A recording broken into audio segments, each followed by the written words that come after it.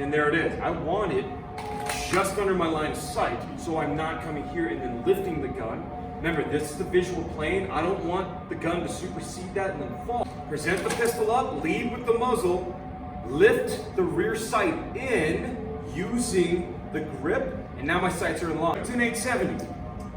Boom, boom, boom. Makes sense, right?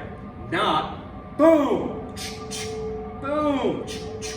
That's what you're doing with your handgun when you're slamming down, pinning the trigger down, and then slowly coming off that trigger. Reset the trigger immediately.